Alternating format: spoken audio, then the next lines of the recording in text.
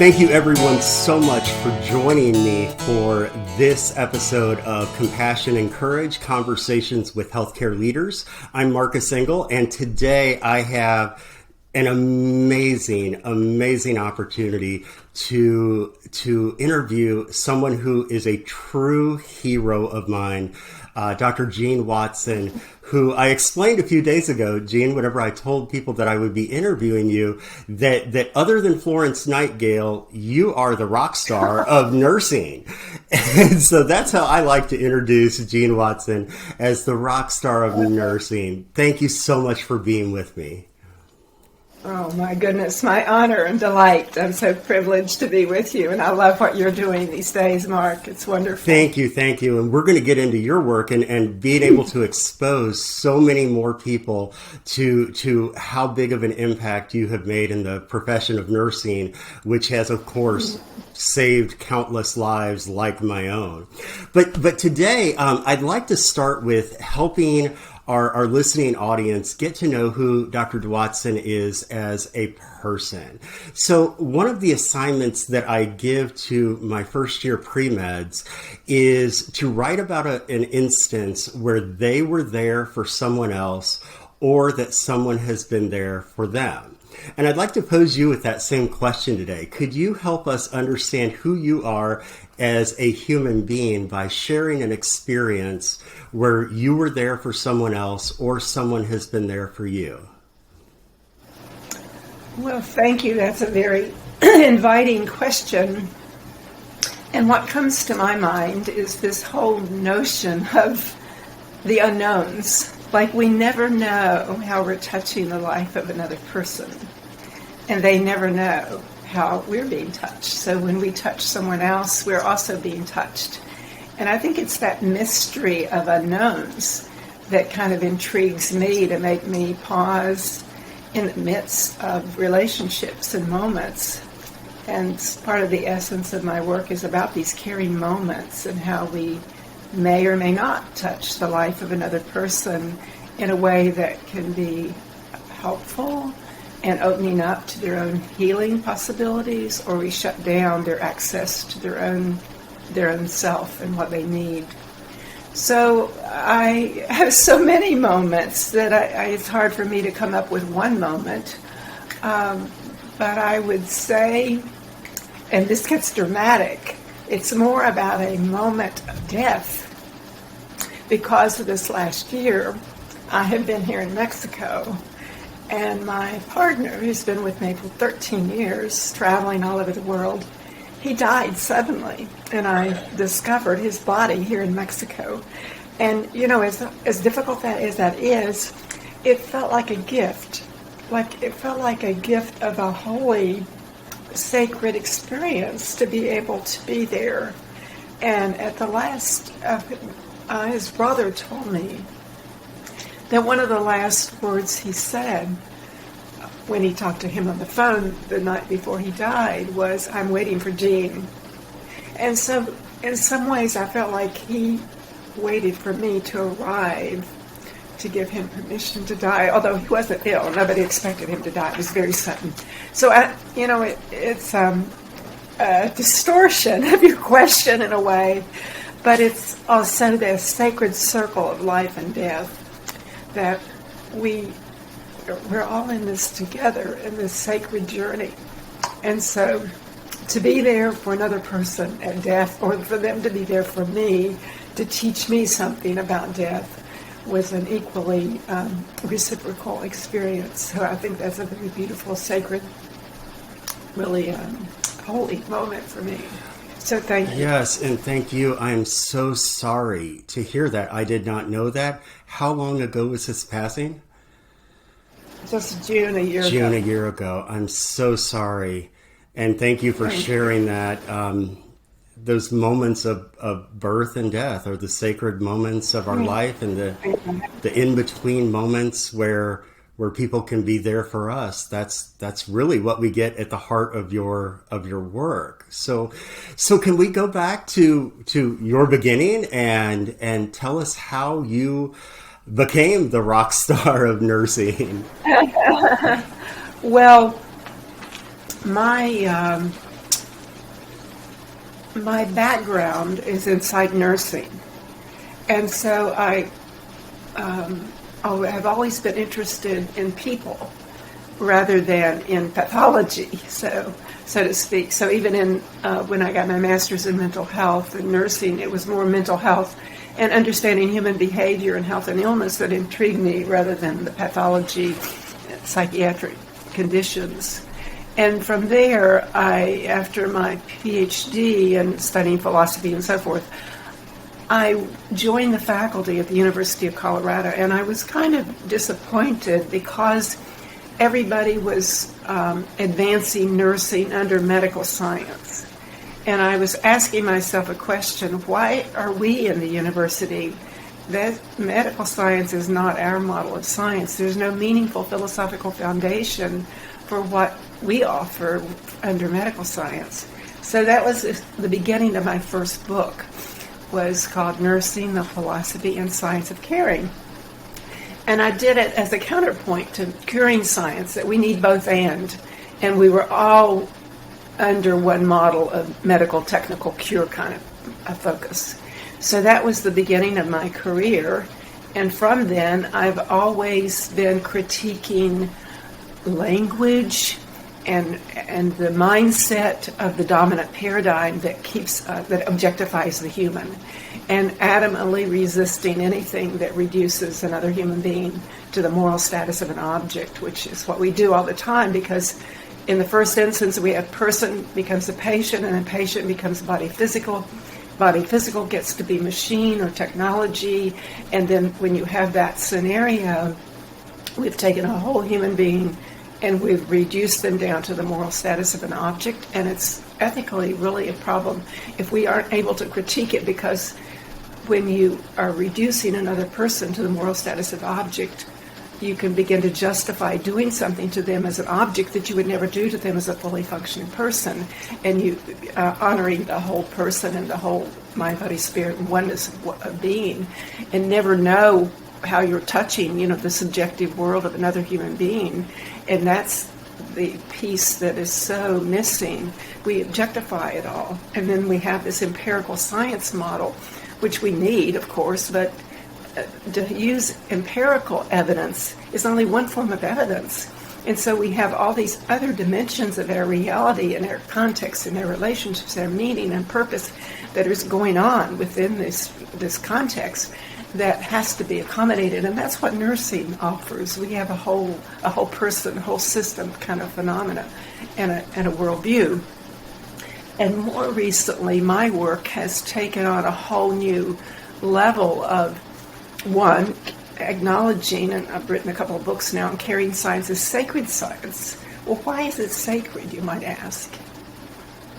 Well, it's sacred because we're dealing with mystery, we're dealing with unknowns, we're dealing with the life force, we're dealing with the soul of another person. And again, we never know how we're touching that person, and it can be for better or for worse. And more recently, I've been working with the philosophy of Emmanuel Levinas, who's a French philosopher. He's no longer living, but he's a lot of influence with other disciplines. And he says the first principle of science is the ethic of belonging. He says we all belong to this infinite field of universal love, and that's that sacred circle. We all come from this field, we all return to this field, and so we honor this whole cycle of life and death. And the ethic of belonging is really the starting point for a science of caring science. So that differentiates medical science from nursing, from caring science. And so let's go. Can we go back to your first book? Can we talk about Sure. that and then bring it back to Levinas? Sure. So let's start with the philosophy that guided your first book.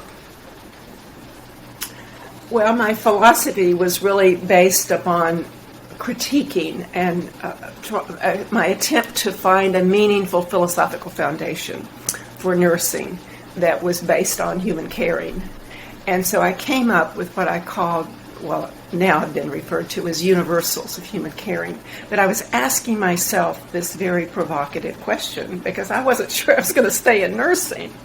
I kept saying to myself, is there anything that's absolute core to what nursing is about and what nursing stands for that transcends medical diagnosis and treatment, setting, hospitalization, age? Is there anything that's essentially a core of what is absolutely there that nursing has to offer? And that's that philosophical, ethical, value-based of our core values of universals of human caring.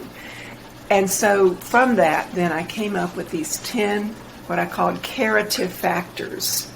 And I named them, I made up the word, because I wanted to be a contrast with curative, a balancing. I wanted to balance and mediate between curing and caring. So we had the 10 curative factors, and then you have all these curing factors. So that was the starting point of my original work. And then as I evolved, I actually renamed those curative factors, and I renamed them as the 10 Caritas Processes. And now I use the word Caritas very systematically and very intentionally because caring has become a slogan.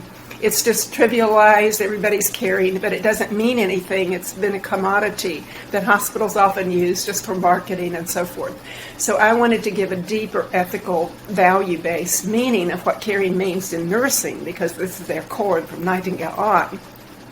So I used the word caritas from the Latin word, which brings together the consciousness, an evolved consciousness of caring and love and kindness and something precious that you can't take for granted. It's here and it's gone, it's here and it's gone, and you have to cultivate it, you have to have the knowledge about it. It's not something you can assume. And so as within a disciplinary structure, caring really has a very specific ethic, of this ethic of belonging, that we're all connected in this infinite field.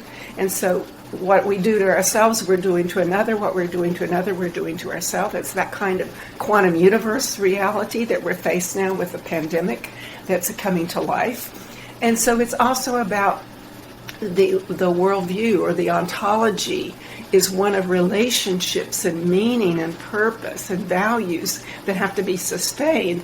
And then that ontology of our being informs our epistemologies. And we have been so quick to adopt empirical knowledge as the only value of knowledge, when we know there's so much more. So that expands our epistemology under a caring science model to honor all ways of knowing and relationships of meaning and so forth. And then that informs our methodologies for research. So it allows us to expand and explore other ways of knowing beyond just an empirical way of knowing. So that opens up all the phenomenology and ethnoscience and lots of other options about how you even bring arts and humanities back into science, an expanded model of science. And then that informs our practice. And so I've been using, in my latest work, it's called Unitary, Caring Science, the philosophy and praxis of nursing. And I use the word praxis very intentionally because it's beyond just practice could be practicing. It's informed practice. It's informed by your theories. It is informed by your values. It is informed by your knowledge. It is formed by your worldview, by your ontology. It is formed by this ethic of belonging. And it is informed by your moral foundation. So all of this is expanded. It doesn't take away anything of the lower empirical world, but it elevates it. And I love this work. You probably don't know it, but he wrote many back in the 80s. But Willis Harman was his name, and he was one of the founders of the Institute of Noetic Sciences, which is doing amazing work in these healing models and so forth. And one of the things he wrote about was what he called the downward causation model of science. We go down, down, down to look for smaller and smaller and smaller parts in the particle world, in contrast to an upward causation model of science. So if you can accommodate more and more phenomena as you go up, you have a greater explanatory model.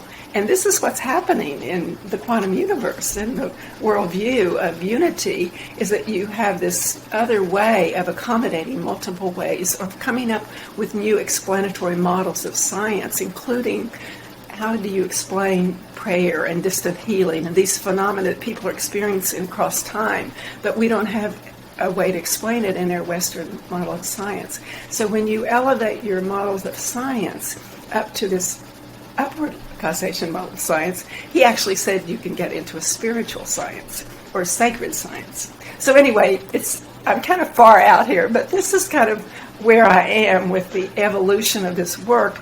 And so again, the other point I would make is the use of the word caritas. Caritas also brings caring and love together. And so you might say, well, how dare you bring and put love into a model of science? And then I would say, with the phenomena that we deal with all the vicissitudes of human experience and our values and commitment to humanity, how dare we not acknowledge it as part of who we are as their profession? That's beautiful, and thank you for sharing that. I know that you and I can go into the weeds of philosophy and theory and epistemology and such like that. But for me, as a layman who is not a nurse, not a clinical professional of any sort, when I first read nursing, I read it not expecting to understand anything because I am not a nurse. But as I read into it, and I read it about 3 years after I'm Here came out, and I had just finished grad school, and I expected to read your book because I wanted to read something that all of my audiences were reading. And I got into it, and I realized how much of it is exactly aligned with the message that I teach, which is presence. It's that ability to be there for another human being during their time of suffering. And that's the greatest gift we can give another person. I feel like I'm just barely on the surface of that, giving people the practical words of I'm here when you are present for another person witnessing their suffering. And you've taken it to so many different facets and dissected this so well that love has to be a part of the science. And I think that is a lasting, beautiful thing that we are leaving to the profession of nursing and really to all clinical professionals. Well, it's nursing and beyond nursing because it's about our humanity. And I think that's the cutting edge difference, is that nursing is really about, I put it as nursing has a global covenant. This is not a customer model we're talking about. That when you go to the depth of what this work is really about in terms of caring and healing, nursing in particular has a global covenant with humanity to sustain human caring and healing and health for all in the midst of threats, be that threat biological or otherwise. And I think your focus on I'm here and presence is so important because that's who we are. That's what we offer. We teach who we are. We practice who we are. So it takes some conscious evolution of our own humanity, though, to sustain ourselves. And this is one of the biggest crises right now with the pandemic. How do nurses sustain their own self-caring and rise above the fear and all the negativity that's in the media right now and still be there for another person in the midst of all the fear and threats? It's really quite a challenge of a really turning point almost for our world today. And for nursing, it was a challenge before the pandemic ever started, right? We were already dealing with a nursing shortage. We were dealing with so much exhaustion and compassion fatigue and burnout. How do we take these philosophies and apply them? The nurse, if they're on the floor right now, or they're in the ER, they're working in the ICU. How do we take these philosophies, and how do nurses who are doing the bedside work every day, how do they apply these to their own self-care and their own healing through this extremely traumatic experience of the last 16, 18 months? Well, and as you say, not just this period of time, but across time, this has been the challenge because the systems we're working in are really not geared toward caring. They're geared toward economics and control and domination and treatment and cure at all costs. So what I think what is happening is really because nurses themselves have wanted a theory to guide them. And I use the word theoria, which is a Latin word, means to see differently, to think differently, to envision things differently. And so nurses are teaching me how they take my work and translate it into very concrete, almost rituals. For example, using hand washing as a moment to cleanse self, not just for infection control, as important as that is, but really as a way to center themselves, to bless and release that last person or situation so they can be more present to the next person, using that as a transition. They're pausing before they enter the patient's room. Some of the hospitals actually put magnets on the patient's door to remind them to pause, to center themselves. And now we're using some of the science of the heart to drop into your heart and bring up feelings of compassion, of gratitude and appreciation, some tenderness, kindness, just for yourself as well as for that person you're going to be seeing when you open that door, and teaching them to not just run in the door and do something to somebody, but really to open that door and pause and read the field, so to speak. So you're energetically paying attention to what's happening in that space and seek to see who is that spirit-filled person behind the disease or the diagnosis or even the behavior you may not like. Who is that spirit-filled person? And using your heart center, not just your head and ego and fear and control, but really pausing enough to be centered and grounded. And using silence, I find, is the most powerful intervention, if you can use that word, of your being present. It's just to be silent and hold that sacred space for the other person to speak and to be heard, to be authentically heard, is so, so important. And more recently, there was this listening project that was done nationally of nurses during this pandemic just last year. And one of the things they found, it was called the Listening Project. They listened to nurses, and they wanted to hear what nurses had to say, what they needed during this pandemic. And this is what they heard from the nurses. There were 5 themes from listening. One was, hear me, protect me, prepare me, support me, and care for me. And that's what nurses need right now from the systems. And it's not necessarily happening, but if we listen to patients and we listen to nurses, we will be much better off in terms of delivering the kind of care that we're expecting and the public is expecting, as what is fulfilling for nurses to carry out their professional covenant. Every person in the world needs to be heard. Every person in the world needs to be seen, and every person in the world needs to be affirmed that what they have to say matters. So it really, this is my Caritas Process number 5, is like listening to another person's story and allowing for expression of positive and negative feelings, because then the person can hear themselves more clearly. It's amazing what we can hear when we stop talking. It's amazing what we can understand when we stop trying to control conversations and when we let things flow naturally and as you said, set aside that sacred time, that sacred space to be in communion with one another. I'm wondering today, and I understand that right now we're not going to come up with an answer today on how to fix all of these issues across the profession of nursing and the spikes and the surges that we're seeing for the last year.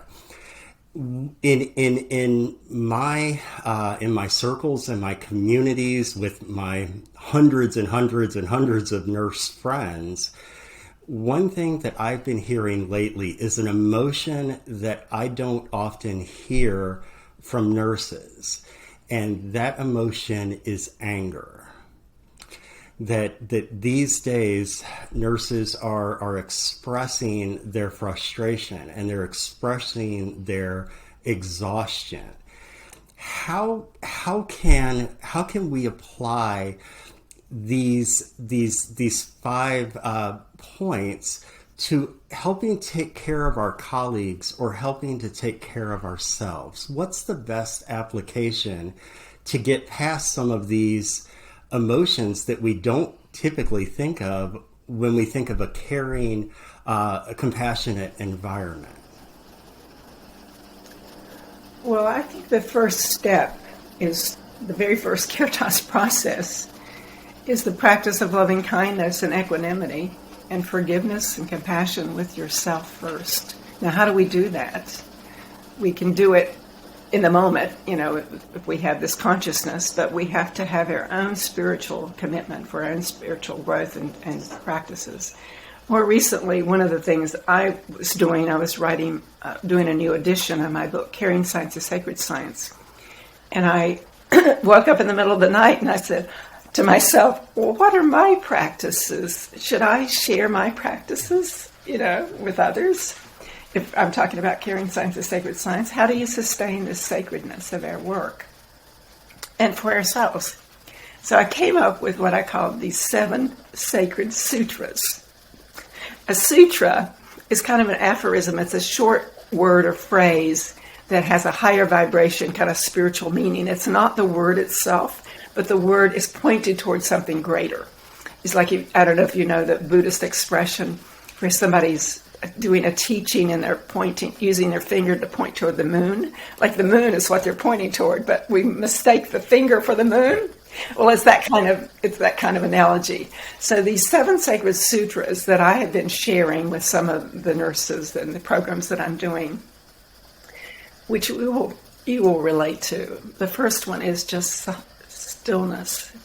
Just be still. Find your own way to be still. The second one is silence. The third one is solitude. And the fourth one is spirit. Because when you have this stillness, silence, solitude, you can open to spirit and higher vibration, renewal, energy, guidance. And the fifth one is simplicity, is to clear out our minds and clear out space. So you open up space for something new to happen or to elevate your consciousness. And the sixth one is service, as in sacred service. Like, I'm here for a reason at this time. We can use this pandemic as a portal to a higher consciousness. Like, we're here for a reason and we don't know necessarily why, but we might find out why for our own purpose. And the last one is surrender. Like, we don't have all these answers and there's nothing else you can do. You have to surrender to that which is greater than ourselves. So these are simple practices that we might have to do privately, but it's elevating our consciousness. So even to be present, you have to have a certain consciousness to even know how to be present. So all of these are preparing us for our own depth of our humanity, and rather helping us to integrate our being, the finest way of being human, with our doing. The finest of the empirical science and technology with the values and with the human dimensions of our world and our reality. We are like the light in the institutional darkness because we bring the light of our humanity. Nobody can substitute for that. No technology can substitute for the human connection. You're right, because what is life for us if it is not interaction with our fellow human beings, if it is not love and concern and respect and support for our fellow human beings? What are we? We're another species, right? I just love that. Can you tell me how you have witnessed other nurses or clinical professionals putting the 7 sutras into practice? Well, these are just very recent. It's only been in the last 6 months or so that I've started sharing them. But when I've been doing a series of virtual programs of kind of renewal and just inspiration. I'm doing one right after this with all the nurse leaders at Kaiser Permanente in Northern California.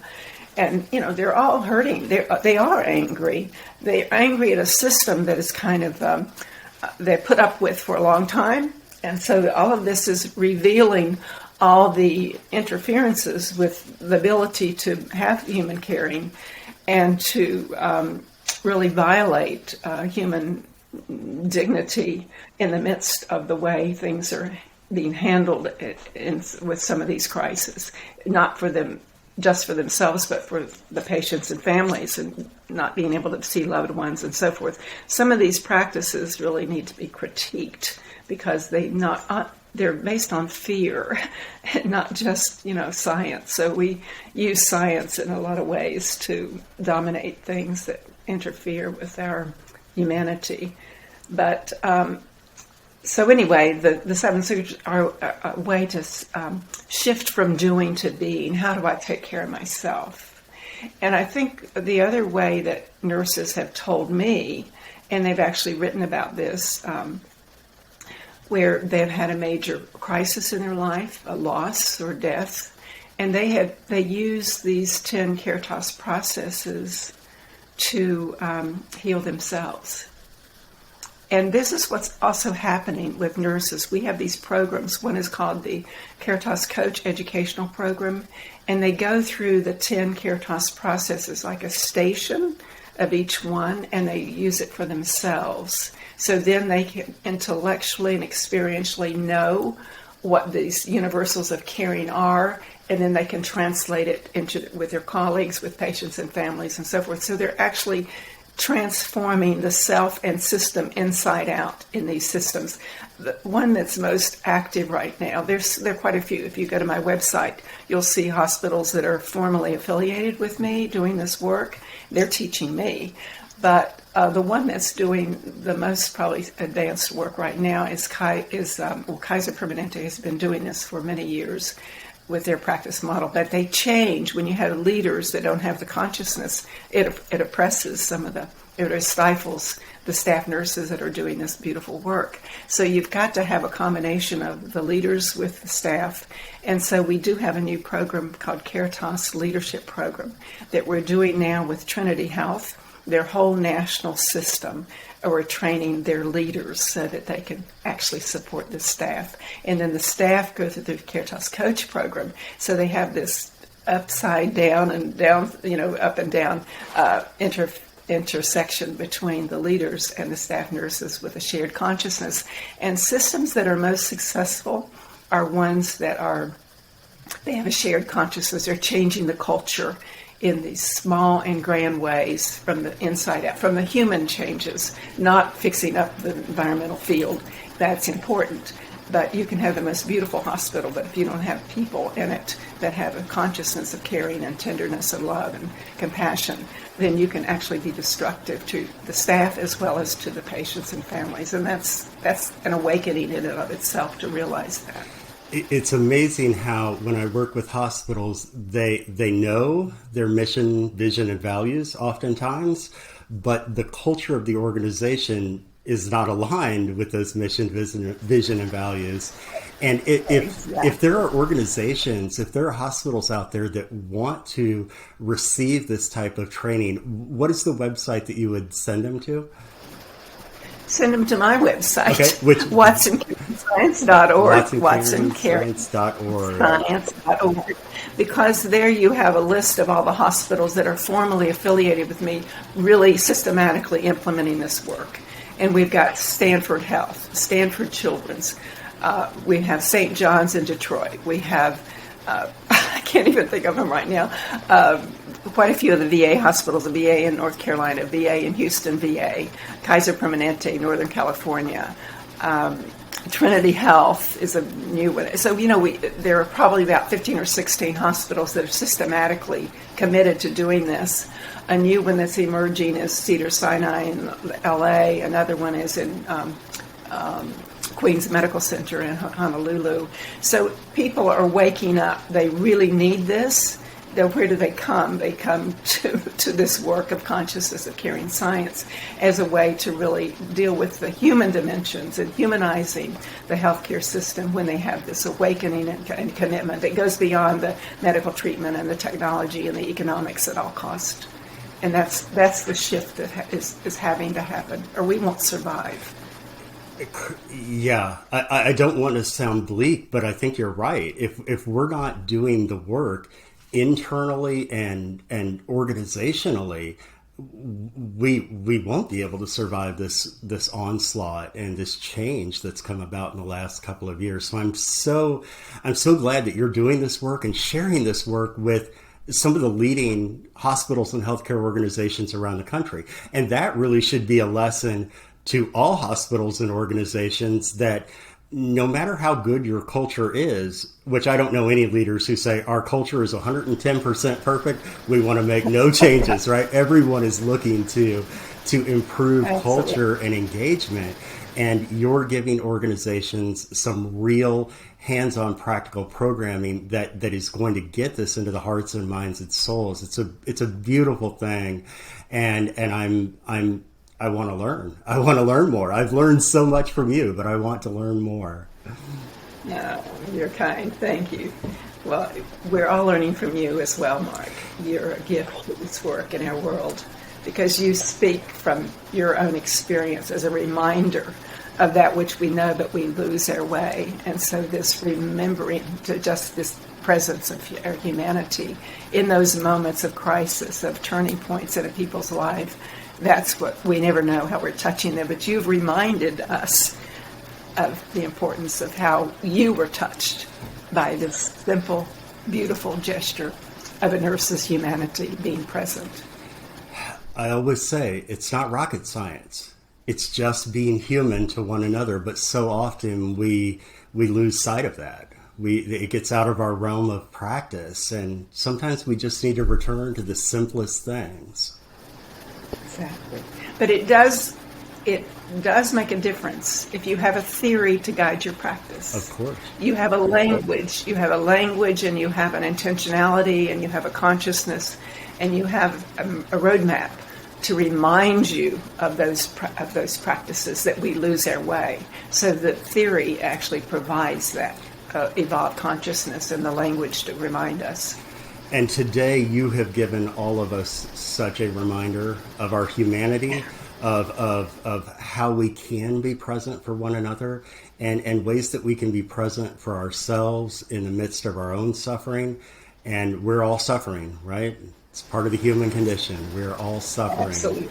Absolutely. Is there anything else you'd like to share? If you had the opportunity to stand on the highest mountain and the world at your feet and would listen to anything that you say, what would you say? What would you like to impart the world with? And I know that you have books and articles and programs, so maybe the question has already been answered. But what would you want to imply to the world?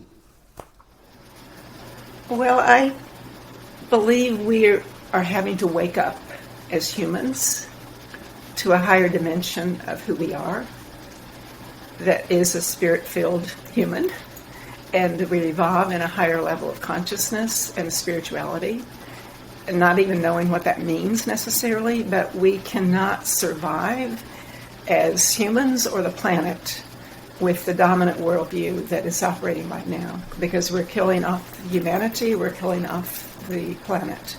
So we have to either evolve to a higher dimension of our reality and finding new ways to be in the world with beyond the fear and the ego and the control and all the domination model that we're experiencing, and really work together with a spirit-filled dimension of our humanity, opening up space for something new to happen, using the human imagination and creativity beyond our usual mindsets. And I think that's what nurses represent. I think the other thing that's happening that other scholars have talked about, and researchers and philosophers, is that if we truly believe that we're in this quantum universe and everything is connected, then everything we're putting out into that field is affecting the whole. So if we're putting out fear, then you're accelerating the fear.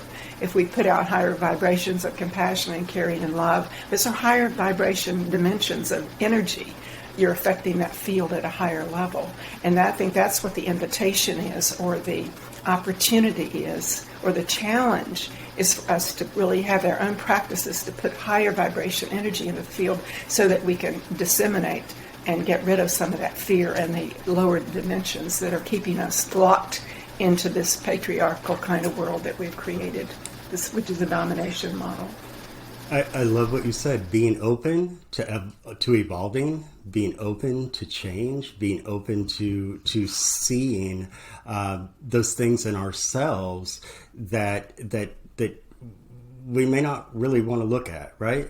The science model doesn't hold up for being. The science model, right? So I'm just so thankful that you have chosen to share your insights, your wisdom, your experience, your research with me, with our listening audience today. And Dr. Watson, I just cannot thank you enough for being here and for being you. Thank you so much. God bless. Thank you so much. Thank you. All the best. Thank you.